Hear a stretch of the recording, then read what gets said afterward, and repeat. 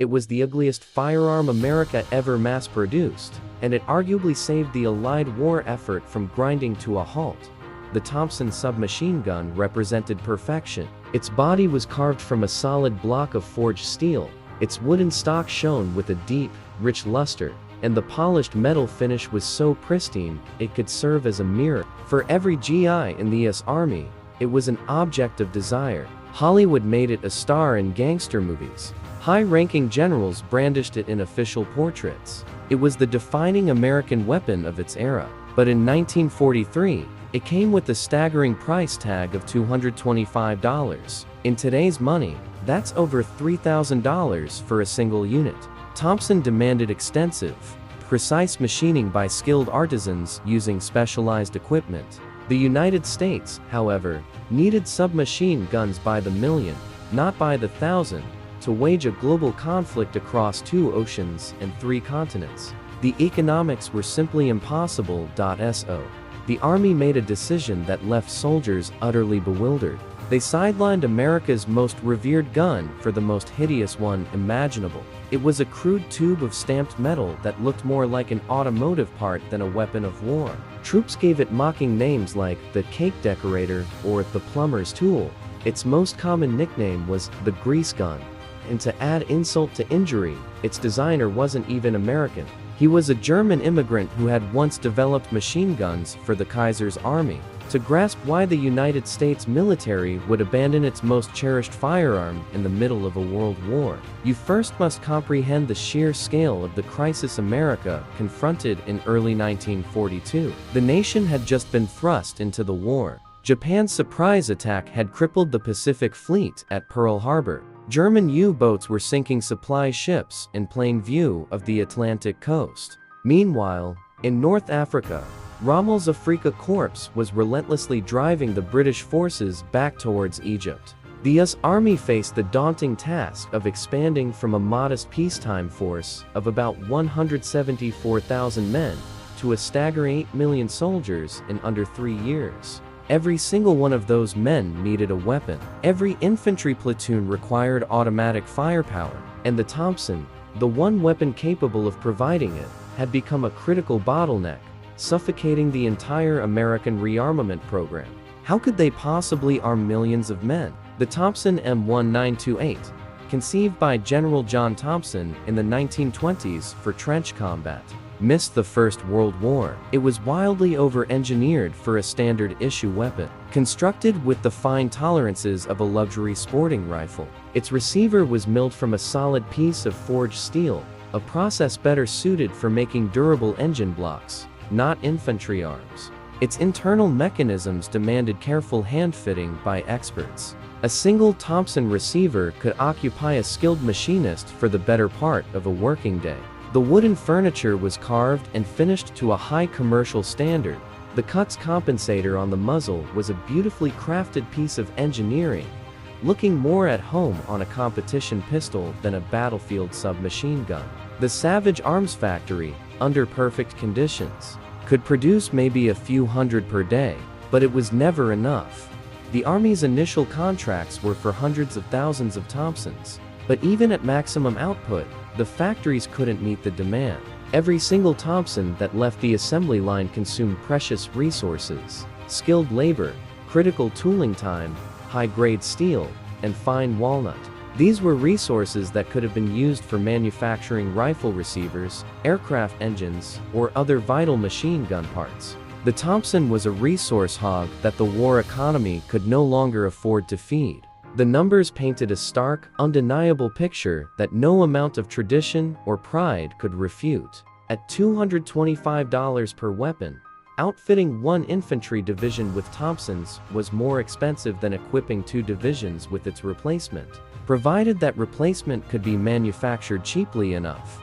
Colonel Rene Studler, head of small arms R&D for the Army Ordnance Department, saw this reality before almost anyone else. As early as 1941, months before the Pearl Harbor attack, Studler had begun discreetly acquiring foreign submachine guns for analysis. He got his hands on a German MP40. He analyzed the British Sten gun. He looked over the Australian 01 gun. and he observed a common thread that the American firearms establishment was reluctant to acknowledge. Every one of these foreign designs was simpler and far cheaper to make than the Thompson. The Germans were stamping their submachine guns from sheet metal. The British were making theirs in bicycle factories. The Australians had invented one in a garage, and they all functioned effectively. In February 1941, Studler issued a formal set of requirements for a new weapon. America's next submachine gun had to be robust, inexpensive, quick to produce, simple to take apart, and must not use scarce wartime materials. It needed to fire the standard .45 ACP cartridge at a rate of no more than 500 rounds per minute. And crucially, it had to be manufacturable by workers who had zero prior experience in gunsmithing. Studler needed a designer who approached firearms from a completely different perspective than the traditional American weapon makers. He found such a man in the last place anyone would have looked. His name was George Hyde. Though he was born Georg Hyde in 1888 in the village of Outgunned, part of the German Empire at the time, a machinist by trade since his youth, he was gifted and meticulous, a man who had an intuitive feel for how metal would bend, shape, and break. During World War I, Hyde designed machine guns for the German military, the same army American soldiers fought in the trenches of France. When Germany's economy crumbled after the war and the arms industry withered, Georg Hyde packed his bags in 1927, sailed across the Atlantic, and started a new life in the United States. He changed his name. He landed a job as a shop foreman at Griffin & Howe, a prestigious New York City gunsmithing company that created bespoke hunting rifles for the very wealthy. But Hyde wasn't interested in making ornate rifles for millionaires. He was fascinated by an area the American gun industry had almost entirely disregarded: submachine guns designed for rapid, cheap, and massive production. In the early 1930s, Hyde established the Hyde Arms Company, designing prototype submachine guns in his personal workshop. This wasn't some tycoon with deep pockets and a large factory.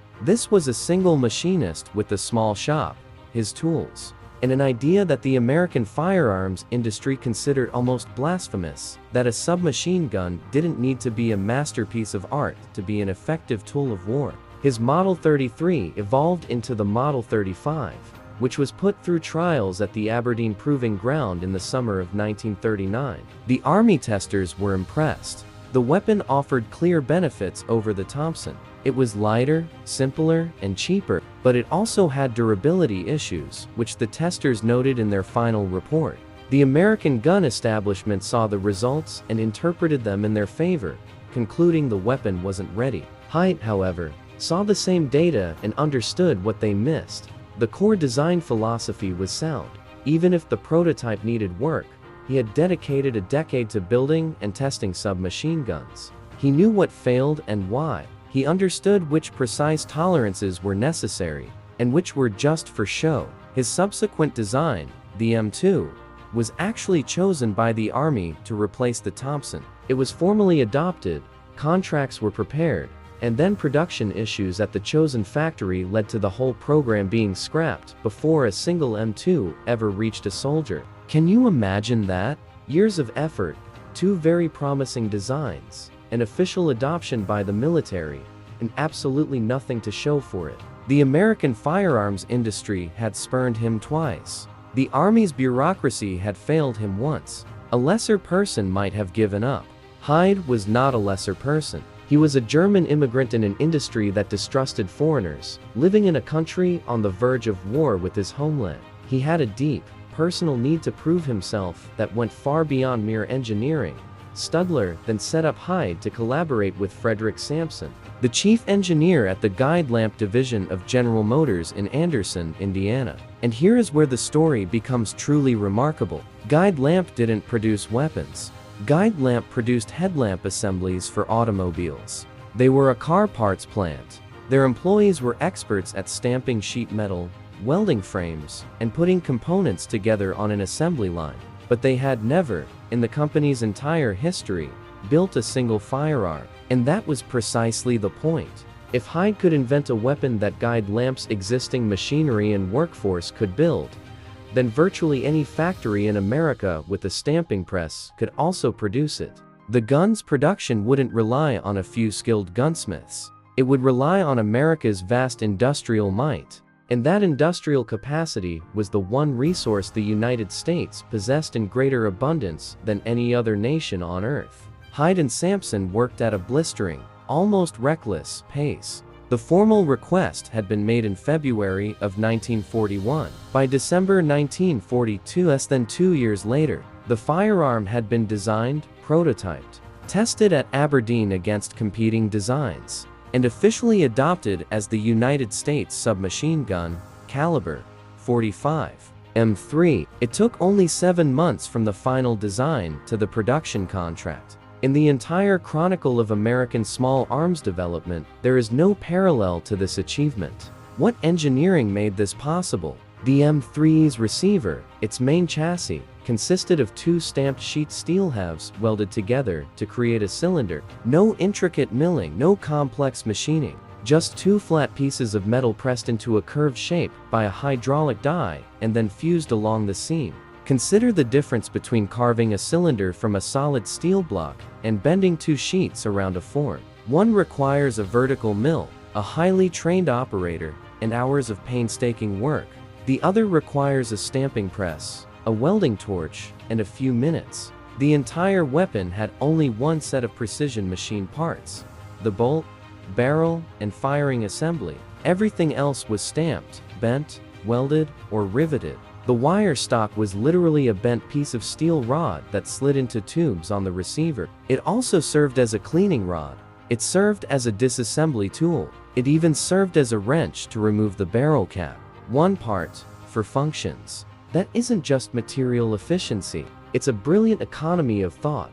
The trigger group was simplified to its absolute core, with no selector switch. The weapon fired in full auto only. Why? Because a selector switch is another machine part that increases cost, weight, and introduces a potential point of failure. Hyde simply got rid of it. The sights were a fixed rear peephole and a front post. No adjustments for wind or elevation. At the typical submachine gun engagement distance of under 50 meters, adjustable precision sights are an engineering extravagance. Hyde eliminated that luxury. The rate of fire was around 450 rounds per minute. This seems slow next to the German MP40's 500 or the Soviet Sh-41's 900, but Hyde chose this rate for a reason. A slower cyclic rate means less ammo is wasted per burst, allowing a soldier to fight longer between reloads. It also reduces muzzle climb, leading to more accurate shots.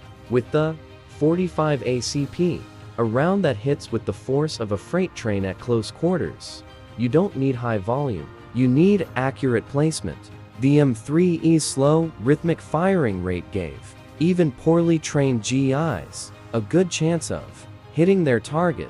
The cost per gun was $20.94. The Thompson cost $225. You could manufacture roughly 10 M3 submachine guns for the cost of a single Thompson. Let that sink in for a moment and consider what it means for an army needing to equip 8 million soldiers. The savings weren't just significant, they were transformative.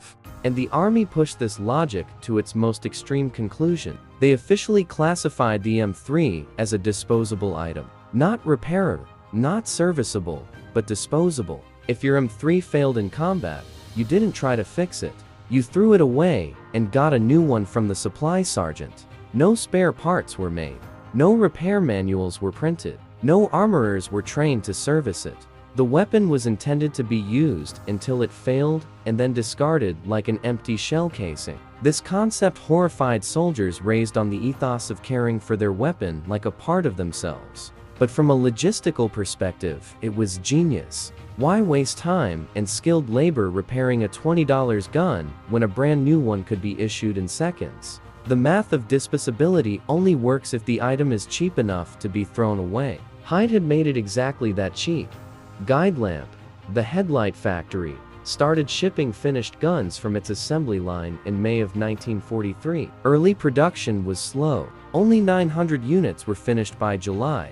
a far cry from the projected 20,000. The stamping dies needed fine-tuning. The welding jigs required calibration. The workers, who had spent their careers building car lights, needed to find their rhythm in weapons manufacturing. But once they overcame that initial learning curve, production ramped up dramatically. By the end of the war, over 622,000 cubic meters and M301 submachine guns had been built. Guide Lamp had converted itself from an automotive parts supplier into one of America's most efficient small arms producers, all without employing a single traditional gunsmith. But the soldiers detested it. And it's important to be truthful about that because it's a crucial part of the story. The first M3s reached combat troops in the summer of 1944, just in time for the Normandy landings. Paratroopers from the 82nd and 101st Airborne Divisions were some of the first to take them into battle. Their reaction was immediate and overwhelmingly negative. The weapon was ugly. There's no better word. Where the Thompson boasted polished steel and walnut, the M3 was raw metal with visible weld seams. Its wire stock felt wobbly. Its stamped receiver felt flimsy to men who had trained on weapons built like precision Swiss watches. They called it the plumber's nightmare and the cake decorator. They called it the grease gun because it perfectly resembled the tool mechanics used for lubricating vehicle fittings. Some GIs were reported to have simply discarded them, picking up old Thompsons from supply depots whenever possible. Then, the early M3 models began to fail. The cocking handle, a small lever on the receiver's right side, was made from improperly heat-treated steel. If the gun was dropped and landed on that side, the handle could snap off, leaving the soldier with no way to chamber a round. In the middle of a firefight, that wasn't just a malfunction, it was a death sentence. Negative reports flooded in from training camps and frontline units. The weapon meant to replace the Thompson was failing the very men who depended on it for their lives. But this is where Hyde's design philosophy revealed its true brilliance. The issues were identified, analyzed, and corrected with incredible speed. The cocking handle was redesigned using properly treated steel. The barrel was secured more firmly. The rear sight was made stronger. And then, with the M301 variant introduced in late 1944, Hyde did something no other weapon designer would have considered. He got rid of the cocking handle entirely. He simply had a larger ejection port cut into the receiver and a finger groove machined directly into the bolt. To charge the weapon, a soldier just stuck his finger into the hole and pulled the bolt back by hand. It was primitive. It was crude. It was also one less moving part that could fail. The M301 had no handle to break off, no complex cocking mechanism to jam, no extra component to manufacture. The problem wasn't solved by adding more complexity, it was solved by removing it. That is the purest form of engineering genius. Not creating something better, but realizing something was never needed at all. Picture yourself in Normandy, August 1944. You're a tank crewman in the 2nd Armored Division. Your Sherman tank has just thrown a track on a hedgerow outside St. L. Normandy's hedgerows are ancient, 6-foot-tall walls of earth and tangled roots that turn every field into a miniature fortress. German infantry used them for cover, waiting for tanks to get stuck before moving in with Panzerfausts and grenades. You have to get out of the turret, hit the ground, and fix the track while your crew provides cover. The Thompson you were issued is heavy at 10 pounds. 34 inches long, with its fixed stock, and it constantly snags on the hatch rim as you climb in and out. You have bruises from wrestling it through the tight turret opening. The M3 your crew just received weighs only 8 pounds. Its wire stock collapses to just 22 inches. You can sling it on your chest, exit the hatch smoothly, and have it ready to fire in seconds. The stock is uncomfortable. The sights are basic, a simple notch and blade. The gun is ugly enough to be embarrassing next to the infantryman's beautiful Garand rifles. But when a German soldier pops up from the hedgerow 30 meters away, the .45 caliber round that hits him at 1,600 feet per second couldn't care less what the gun looked like. Tankers were among the first to truly value the M3 because they understood what was important: compactness, lightweight, and knockdown power at the close distances where tank battles occurred. By the war's end in Europe, the M3 was the standard personal defense weapon for American tank crews, drivers, officers, and rear echelon troops, anyone who needed firepower but couldn't be burdened by a full-sized rifle. By the time the Korean War started in 1950, the M3 and M3A1 had quietly superseded the Thompson as America's main submachine gun. Not because it was loved,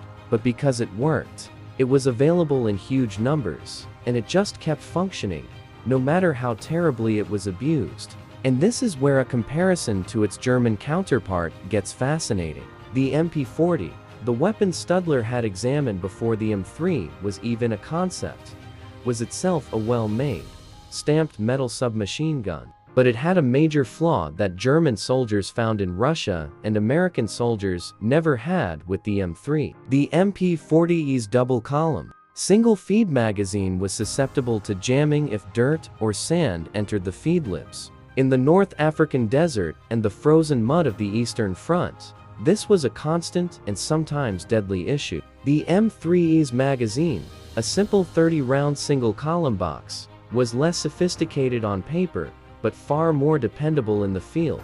It held fewer rounds, but it fed them reliably every single time in sand, mud, snow, and the volcanic dust of Pacific Islands. The M3 wasn't superior to the MP40 on any single spec sheet metric. It was superior at the one thing that truly mattered, not failing when your life depended on it. A combat report from the 99th Infantry Division in February 1945 stated it clearly. The M3 submachine gun is the best weapon we use for patrolling. It can be put into action quickly and at short ranges, is accurate and powerful. The soldier who wrote that didn't call it beautiful. He called it effective. A Korean War veteran later told a story of shooting a Chinese soldier at point-blank range during a night fight and knocking the man completely out of his boots. The .45 caliber bullet at that range delivered an impact that no 9mm weapon in any army could hope to match. In Korea, the gun proved its mettle again in conditions even colder and more brutal than in Europe, especially in night combat, where its low muzzle flash gave GIs an advantage over enemies looking for the telltale flicker of gunfire. Then came Vietnam. Then the 1970s, when Delta Force, the most elite special operations unit in the US military, selected the M3A1 for its early arsenal. Not because they lacked funds for something better, but because for specific close quarters work, nothing superior existed. The weapon's slow rate of fire, once mocked as a flaw in 1944, was now seen as a benefit for operators who prioritize controlled, precise bursts over indiscriminate spraying. And here's a detail connecting the M3 to the global war in a way most accounts miss: the Office of Strategic Services (OSS). The CIA's wartime forerunner ordered around 500 conversion kits from Rock Island Arsenal. These kits allowed the M3 to fire 9mm parabellum ammunition instead of the standard American .45 ACP. Why? Because 9mm was the common pistol and submachine gun round for both Allied and Axis forces all over Europe. An OSS operative working behind enemy lines couldn't be caught with American .45 ammo. It would instantly reveal him. But with the converted M3, he could scavenge ammunition from any German, Italian, or French weapon he encountered. The conversion even used British Sten gun magazines, which were plentiful throughout occupied Europe. Think about the implications. A weapon conceived by a German immigrant, built in an American Headlight factory, modified to fire German cartridges using British magazines, and wielded by American spies. The M3 wasn't merely a weapon. It was a symbol of the pragmatic, nation-blind industrial mindset that helped win the war. The gun served in conflicts many have now forgotten: the Greek Civil War, French wars in Indochina and Algeria, the Falklands War, where Argentine forces used locally made copies against the British. China produced copies. The Philippines made copies. Nations that couldn't afford expensive arms found in the M3 exactly what Hyde had envisioned: a weapon any factory with the stamping press could build, and any soldier could learn to use in 2 days. The M3 officially stayed in the U.S. military's inventory until 1992. During Desert Storm, a firearm designed in 1942, was carried in combat 50 years later in the deserts of Iraq and Kuwait. A former tank commander reported having 2 M3A1s in his unit's arms room as late as 2001, nearly 60 years after the first one came off Guide Lamp's line in Indiana. If you appreciated this deep dive into military history, make sure to hit the like button to help the WW to Record Hub. The gun, designed to be disposable, to be thrown away, ended up serving the United States military longer than the entire career of any general who approved its adoption. The Thompson, the masterpiece, the firearm soldiers adored and Hollywood made immortal, was removed from frontline service by the 1950s. The grease gun, the ugly one, the $20 gun, the one made by a Headlight factory and designed by a German immigrant who once built machine guns for the Kaiser, outlasted it for decades. The Thompson is in museums. The grease gun still shows up in conflict zones in the Philippines and Afghanistan, held by fighters who have never heard of George Hyde, but who instinctively understand what he did. A weapon doesn't need to be beautiful, it just needs to be there. There's one final detail about George Hyde that most histories omit. Before he designed the M3, that same man, at the same guide lamp factory with the same presses and workers, created another weapon, the FP45 Liberator pistol, a single-shot, .45 caliber handgun made of 23 stamped parts, costing just $2.1 each. 1 million were made in 11 weeks. They were meant to be airdropped behind enemy lines for resistance fighters to use to kill an enemy and capture their better weapon. George Hyde didn't just design America's cheapest submachine gun. He designed the cheapest effective firearm ever mass-produced by any country. The man understood economics as a fundamental law of nature, not to be broken, but to be obeyed. George Hyde passed away in December 1963 in Brooklyn, New York, at 75. The New York Times ran a short obituary, identifying him as the designer of the grease gun. No statue was erected. No museum wing was named for him. His name is not on the weapon he created. It's the M3, not the Hyde. The Thompson bears John Thompson's name. The Browning has John Browning's name. The grease gun has no one's name. It is anonymous, disposable, and forgettable, exactly as Hyde intended. They said his gun was too ugly for American soldiers. They said it looked like a plumber's tool. They said